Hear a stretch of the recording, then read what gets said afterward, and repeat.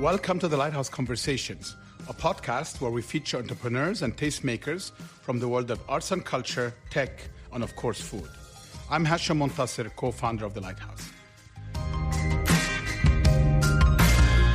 From its humble beginnings 12 years ago, the Emirates Airline Festival of Literature has grown immensely and now showcases 250 sessions from workshops, panel discussions to poetry readings.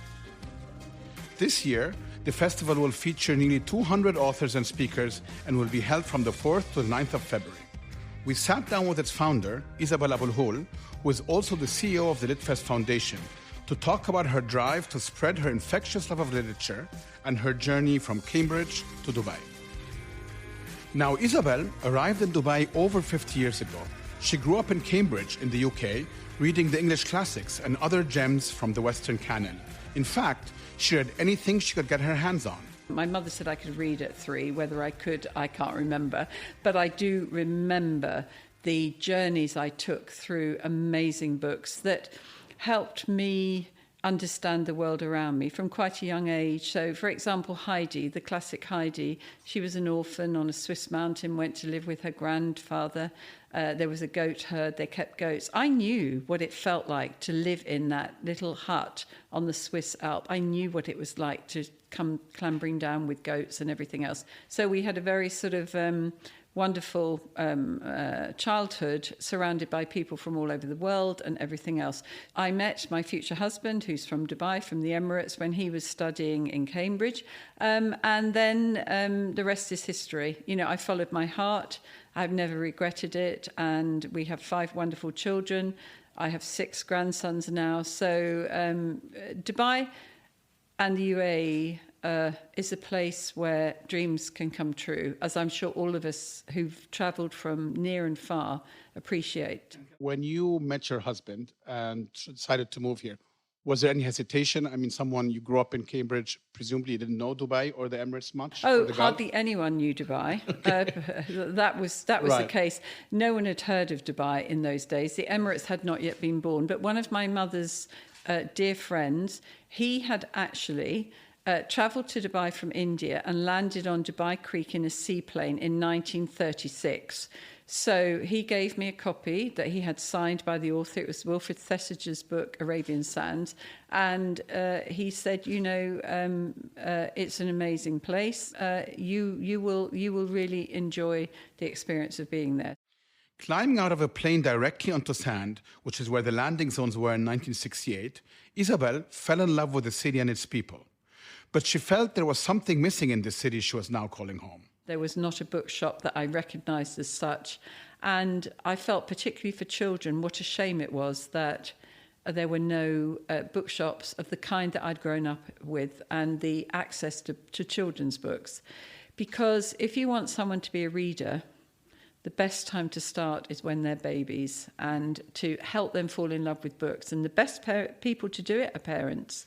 It's not good enough that you wait till they go to school and then a stranger, who is a teacher, is introducing them to books. That should happen right at the beginning of their lives in a warm and loving environment. So I taught at Dubai Infant School before we had children of our own.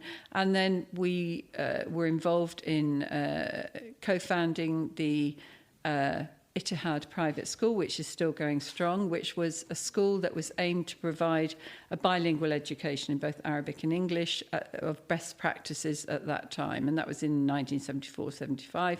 The late Sheikh Rashid donated the land and the money to build the first phase. And it's gone on. It has another branch now in Jumeirah. Onwards from there, Isobel co-founded one of Dubai's first bookstores and one that is still very much alive today, Magrudi's. You may not know this, but Magrudi's actually started out as an educational toy shop as a way to bridge that gap, from various educational toys to, of course, books. I had no experience of business, so from the very beginning, for me, we had to have books as part of that mix. So it had children's books, and it had educational study aids. So everything that I felt it was important that children had access to. From Mamod, it was a company that made toy steam engines, because again, that's a very scientific thing. We had Lego, we had Galt, we had all of the good educational toys at that time. And it opened on what used to be called the Dubai Sharjah Road, exactly opposite the runway of the airport, which was on the other side of the road. It was a single track, so two-way traffic, one going to Sharjah, one coming to Dubai, and you could drive off on either side onto the sand and park outside. So that's where we started life, and it was very exciting and interesting. And I just had to learn very fast how to run a business and how to import things and how to understand about trends. And we didn't have this sort of instant access that we have today. People find it quite strange that I've lived through all of that, all the changes in terms of technology. When you look at bookstores today, or even sort of any shops, there's an enormous amount of curation. Lots of it comes from information we find on the internet. So how did you go about making a selection? How did you get your information for what trends to follow, which children's books to select, coffee table books, etc.? How did you go about doing that? Okay, so I'd always been an avid reader, and I continued that. So every time we went back to UK, I would fill suitcases with books and bring them back. But when I first came out, before we had children, I bought 15 enormous boxes full of books from my home, including my own children's books. So I looked in all of the books. I looked at the address of the publishers. I typed letters with carbon copies and posted them off to all of the publishers and said, please send your catalogues. I did the same with toy companies. I phoned the business section of the British Embassy and the American Embassy, and I asked them for all the details of, trademarks. So, it was the normal ones. I'd say, please send me the details. Wrote to them all and asked them to send catalogues. So they sent the catalogues. So I managed all on my own for quite some time. I would type out all the orders and make the selections. And then I thought, how am I going to get... By that time, I was dealing with probably about 50 different companies, mainly UK-based. So then I phoned the British Embassy and said, do you have anything, a name or a company that collates shipping, freight? They said, yes, Constantine. They gave me this name of a firm called Constantine. So I wrote to them and said, I'm placing all these orders. Would you be able to accept delivery and then ship it by sea to Dubai? And they said, absolutely. So they put it all into a container, and it arrived, and there was no container terminal. So there were no facilities to actually handle the return of the container. So I have a vague memory that it was sold to someone on a building site and they used it for storing materials. So even the container got used. So that was, and then I would place 2 or 3 sea shipments a year, trying to fill up containers of different things. But it was instantly apparent. So, people would come in to buy toys and children's books, and they said, well, we want mother and baby books. What about cookbooks? What about fiction? And so I was, scrabbling, trying to order more and more books. We had greetings cards, we had toys, we started to do stationery. And so if I see a selection, I'm a sort of Miss Average. So I can immediately sort of say, well, that's what's going to be popular. And 9 times out of 10 it would be. So your batting rate was high in terms of selecting items that sold. Yeah, and I could choose very fast. So I have done, for many, many years, I did complete selection of everything, whether it was books, toys, stationery. That is the enjoyable bit. That is the really enjoyable bit. I'm well aware of that process. Because we do it at the Lighthouse, and it's the most fun. The rest of it is the curation, the curation of what you put together, what you will have and what you won't have. And I had very distinct ideas. And what I understood quite early on is you can't be all things to all people, and you shouldn't be. Yeah. You should have a character. Your shop should sort of reflect your vision and your views on life. So obviously we would never want to stock anything that was harmful. I really am not a keen person in terms of battery operated toys. I wanted things that children would grow with and that they would have wonderful experiences with. But just to kind of go back to that point, because I'm fascinated by it, that you said that, so you were able to choose the items that you felt, you kind of knew the average. You were an avid reader. Yeah. And so most likely your own personal taste was sort of on the highbrow side.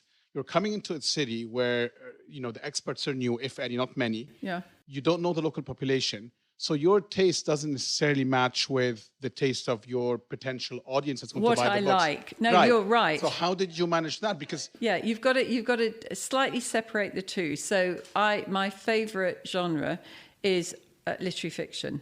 Okay, I wouldn't say that particularly then that was the best sellers, but I also love Agatha Christie and so popular reads because they're much more relaxing. You know, reading literary fiction can be a huge ask of any reader, and it sort of damages you and adds to you. Yeah, Kafka's not the most relaxing of authors. But I knew that we had to have both, and so that's what we did. And then, you know, things like Mother and Baby. I love self-help books. You know, the latest one that I'm really can't wait to read is Surrounded by Idiots by Thomas Eriksson, a Swedish writer, and I love the title. So that's another thing. Okay, with books, if you're a book buyer, which I was, titles are hugely important, covers and titles. So when you go into any bookshop or, you know, you're traveling and you want to pick up a book, the first thing you see is the cover 100%. And the title. Okay, I mean, you don't need to really market John Grisham or Harlan Coben or, you know, Dan Brown. Everyone knows their names. And so if you look at books in the publishing industry, the more famous the writer is, the larger their name appears. So that's what appears at the top. For unknown writers or for books that are about subjects, it's always going to be the title and an arresting cover. And so there was a trend back then of, you know, any books for women, fiction books, would be pink, or for girls, and I really can't stand that. Because, you know, let's be quite honest, even today, boys are not happy picking up pink books, you know, that they feel are a little bit girly. And we shouldn't expect them to. You know, there's so much we can do. And I don't like this distinction between there's books for girls and books for boys. Correct. Yeah. Okay, so Mahrouzi's got off to a good start. And then what happened? So you ran this business for a while. So in the midst of all of this, you know, we expanded what we sold.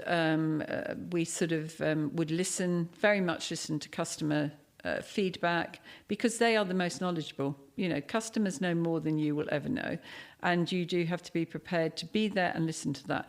The other thing was that we were the first investor in terms of retail in technology. So we invested in Nielsen's book bank data. So that was global access to all books in print in the English language anywhere in the world. So that really gave us an edge in terms of being able to tap into technology. So a customer would never go away really empty-handed because we could get the book at that stage. That was long before the internet. I'm talking about the late 80s, early 90s. We also invested in a specialist bookshop software, which was called Bestseller, which was then bought out by Amazon when they were making inroads into UK. Clever move. And that also allowed us then to spot trends, to keep control on stocks and all of those things. So the business expanded. We built up a great loyalty base of loyal customers. A lot of children grew up with Magrudy's and come back now with their children to enjoy the same thing. And the mix still, for children, the mix of toys and books is dynamite. Because children might not know they like books, but they do know they like toys. So if you put those two products together, they can gravitate, and that's what happened. And it meant that there was no pressure on them to feel they was somewhere that was just about learning and studious. I've always felt that you need to make any bookshop an inviting place. Isobel is a key member of the UAE and even the region's literary fraternity, having spearheaded not just one or two, but 3 organizations over the years. After Magrudy's, she went on to found Jabber Publishing, which has published over 120 books for children in Arabic and English, and then in 2008, she co-founded the Emirates Airlines Festival of Literature. More on that and what Isobel sees as the future of books after this short break.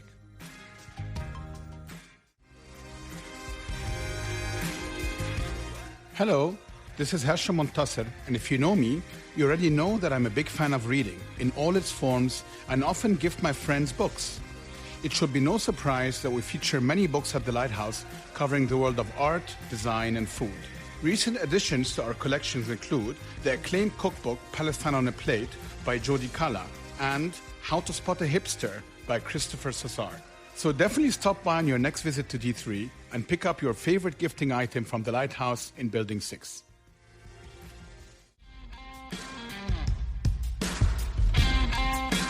Welcome back. You're listening to the Lighthouse Conversations with our guest, Isobel Abulhoul, CEO of the LitFest Foundation. Before the break, we spoke to Isobel about her journey, founding Magrudy's and trying to meet the country's and region's needs in education and reading.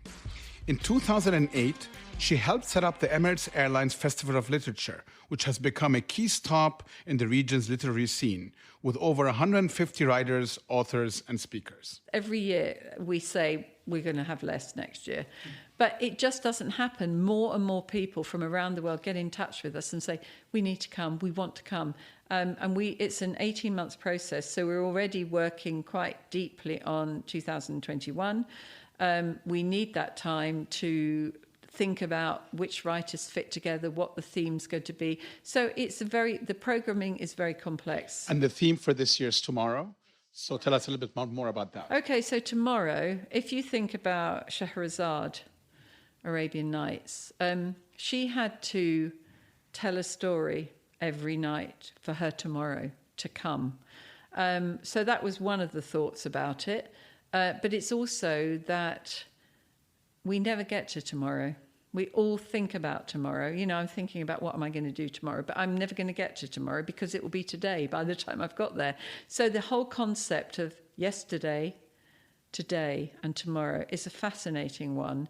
And if you talk about a tomorrow, you can't have a tomorrow without a yesterday or without a today. So thinking about literature and where does it fit in that concept of time. And do you still manage, you're just talking about all these authors, you still manage to find time to read? I read at least 2 books a week. A week? A week. Can you walk us through I'm sure many of us are envious, including myself. How do you manage to bake that into your schedule? I mean, how do you do that with a frenetic schedule? I read very fast, first of all. When I was at college, I did a rapid Russian reading course, which allows me to read. I don't enjoy reading fast. Not if I'm enjoying a book. I sometimes want to relish it. But sometimes we need to read fast. So to be able to read fast, I mean, I can, really ramp up the And you find speed. time in the evening or is it early morning when you wake up? I mean, how do you work at your routine? Anytime. So I sort of have at least 3 books, upstairs, downstairs in the house. And I just it's important for me. I rarely ever watch TV for a start.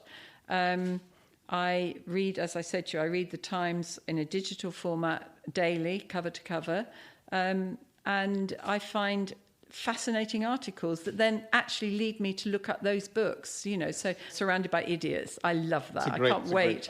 I can't wait to... I have to admit, I feel that most days, but anyway. But I think, not at the Lighthouse, but but this is the thing is that the fact of the title, we all can identify with it in some way or another, and it's an awful thing to say and it makes me laugh because why do I like the title? Do I sometimes feel like that? And then I feel guilty. But it's apparently he identifies 4 personality types and how you manage that. So it's a business psychology book. And those kind of books, health books, psychology, mindfulness, there has been a huge uptake in publishing those kind of books away from fiction. But I read fiction as well. So, I read American Marriage by Tayari Jones, who's coming to the festival and it won the Women's Prize. Incredible book and so different to other writers. This is what I love, when writers do something completely different. And I think it's Barack Obama's, it was his pick of 2019. Yes, correct. And now one of the things you and I had talked about is that you're already you're actually in progress in terms of 2021. 2021, but also you're looking for the festival not to be sort of a few-day thing, but rather a series of activities that extends all year. Tell us a little bit about what's the rationale behind this and how are you going about doing this? Okay, so in 2013, His Highness Sheikh Mohammed bin Rashid Al Maktoum, the Vice President, Prime Minister and ruler of Dubai, issued a decree establishing the Emirates Literature Foundation, and I was very honoured to be one of the trustees, and I'm also the CEO. So the idea of the foundation is that we can involve ourselves in year-round projects to enrich the literary community, to help Emirati writers, to help writers in general, and to look at as many ways as possible of spreading the love of words and reading. So, we had the reading year, which was amazing. And so we have been for several years having year-round activities. So one of the things we do is every month we arrange for an author to go into Dubai prisons, so to the women's prison and the men's prison, and they give creative writing workshops. So as a result of this 2-year project, the inmates, so last November we had 2 writers, one international and one living here, who became writers in residence. So they spent a week one in the male prison, one in the ladies' prison, and they, with the inmates and the workshops, the inmates have written essays under the theme of tomorrow. Wow. So that will be published as a book. It will be given to prison libraries across the UAE, but also the author from the United Kingdom will take back books to donate to prisons across the United Kingdom. And the title of this book of essays is Tomorrow I Will Fly. And the festival and foundation's aim has always been to be as accessible as possible. So if we generally, for main sessions, as well as simultaneous translation between languages, we have Arabic language interpretation for those who can't hear, so they can be part of the discussion, part of the conversation, and ask questions.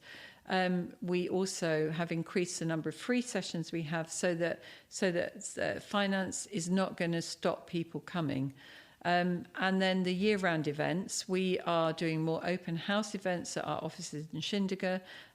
We were thinking about having some events here, I hope, at the Lighthouse, where we have authors coming along and talking about their books to an invited audience.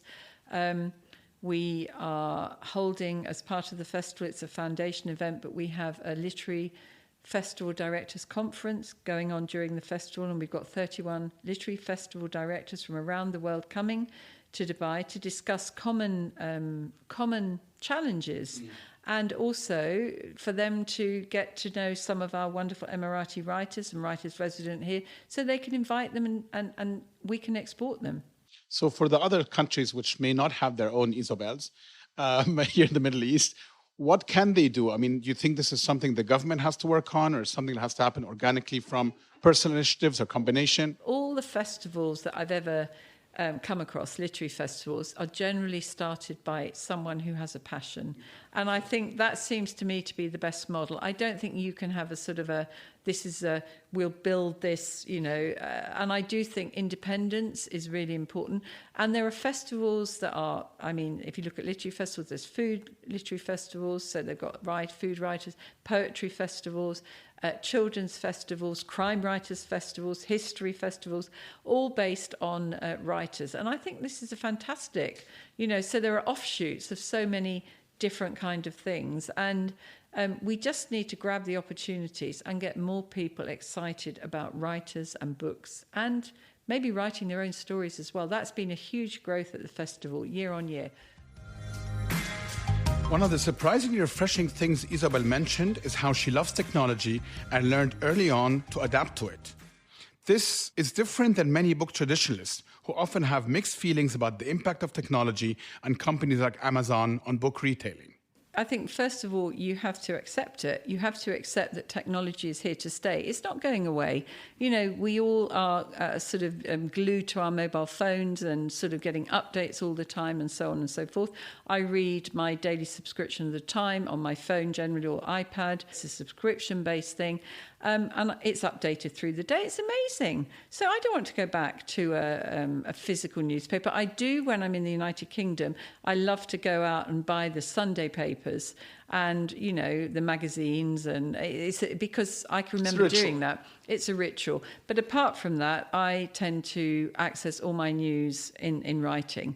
I'm not visual. I like to read it. But I love physical books as well. And the one thing I would say is that no electronic device is ever going to substitute for physical picture books for children. They need to have a book in their hand, not an electronic device. I think that's right. I subscribe to that theory as well. It's obviously a little bit of a challenge sometimes because now with those, as you mentioned, iPads and other devices and so on, so there has to be a way to kind of enable them to love books, but not get too distracted with other technology. Yes, and you need to make time. It's all about what's important. So if you believe that books are important, if you want to pass on your love of reading to the next generation, be prepared to give up time. In the same way, if you want your children to swim, be prepared to get in the swimming pool. You've got to be prepared to spend time. And it is always about children look at you. If you are an avid reader, they see that as a role model in the same way that if you like biking, if you like swimming, all of those are, I believe, essential. Children should learn to swim. And all my children could swim by the age of 2. Because we live in, we've got the sea and things like that, and also biking. I'm from Cambridge, so biking is an important skill set for me. So you think it's so in the kind of obviously big discussion, which you can debate endlessly about nurture versus nature, you do believe that sort of learning by doing, essentially. So you think that you grew up loving books in many ways because you saw your parents read it from a young age. Exactly. I think it's all about nurture. I think you give me any child, and I will turn them into a reader. I can assure you. It's all by... You might get many listeners, by the way, sending you emails now and sending their children. Yeah. It is about spending time every day reading together. If you imagine a baby in your arms and it's warm, it's inviting, and they pick up, you have a little pile of books, and they choose which book they want, and you might have read it 500 times, but hey, it doesn't matter. And you go through that book with them, and they know what's coming next. It's a wonderful, wonderful experience.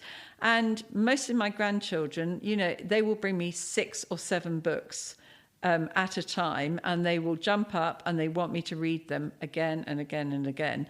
And it happens through the day. I also think bedtime stories is an extremely important part of their routine. In the way that they brush their teeth, they should always have a bedtime story because it helps you unwind. And if they're older, even if they can read, I would continue to read with chapter stories, whether it's Harry Potter or Roald Dahl. Read those books, share it together, because then you've got something to discuss. Where are those discussions around books you love and why you're reading it? And, you also are teaching your children how to debate. We need to be able to agree to disagree. I don't want anyone growing up. I read all of the I suppose the seminal books of my teenage years. That formed so many of my beliefs. So 1984 by George Orwell, For Whom the Bell Tolls by Ernest Hemingway, Brighton Rock and the Power of the Glory by Graham Greene, the War and Peace, The Idiot, the great Russian writers, John Steinbeck. So I just read and read and read through my teenage years, and I would jump from one to the next and have that amazing journey with these incredible writers. So classics are very, very important. So how do we accommodate for that here, in the sense that many of us, including myself, I grew up in Egypt and I was in German school. So I read, like you, most of the Western canon. But then there was also a very interesting literature emerging from my part of the world, whether it's in Egypt or the rest of the Middle East.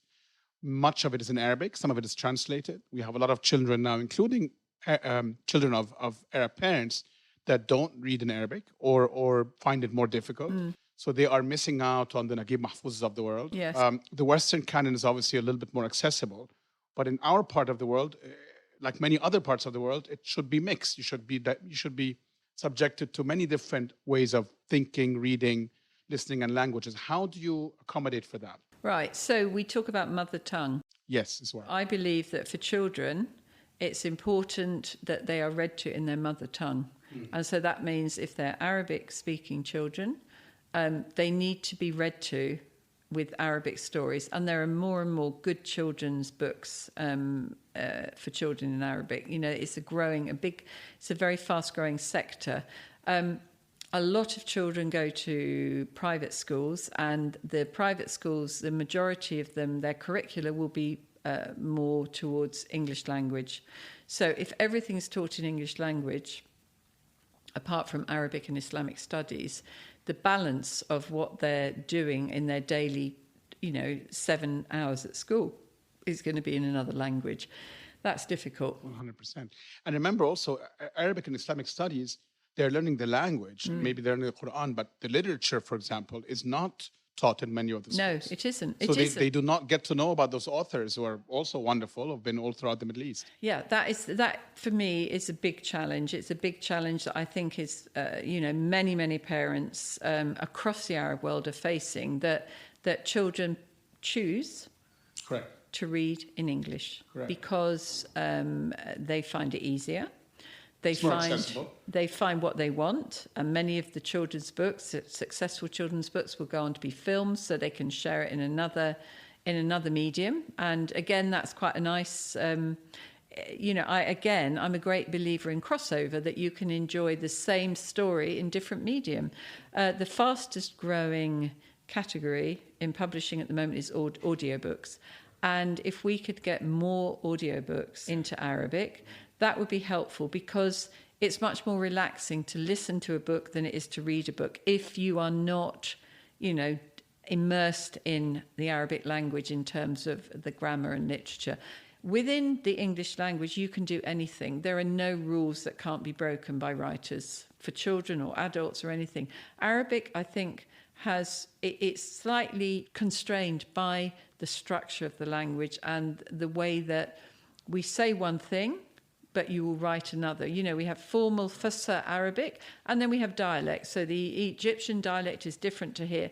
And I know Egypt in particular has moved towards allowing dialect to be written, but it is not universal. And then I feel children, it doesn't sound gentle on their ear. When they're hearing a formal language, it would be like reading babies Shakespeare. And I'm not sure that they would, really relish it in the way that they relish their everyday language. One final question for you. So knowing that you are, I'm sure, looking at the next thing, what's there on the horizon? What's lying ahead? Anything you can share with us? I've got a couple of projects which are about to kick off. I would love to write my own book. At some stage. Like a memoir type book, or something fiction? No. I mean, I would love to write some children's books. And in fact, I've written them, but I've not finished them. And then the book that I started writing is, strangely, because it's not an area that I would know, is a crime fiction novel. Interesting. And it's completely not what I would have thought, but it just started. And so I've got, I have to have time to do that. And until I'm ready, it is up to me to make that time in the way it is for all of us. Whether we're reading or writing, you have to make that time. Whether it ever gets to anything, there would be great satisfaction in getting and doing it. I think it's like when you go, you aim to travel, half of the joy or more is the planning. And that's what I think about writing even. It's not even the finished product or having it published. It's actually having that journey as a writer and learning about things on the way. As I mentioned, the Emirates Airlines Festival of Literature will run from the 4th to the 9th of February. I recommend you check it out. Even if you can't make it, you should follow them on Instagram at Emirates Lit Fest to stay updated on their news and events. Thanks as always for listening to the show, and do share it with your friends. All of our episodes are available for free in your favorite podcast player and at our website, lighthouse.ee/podcast. We'll be back in 2 weeks with a new episode. See you then.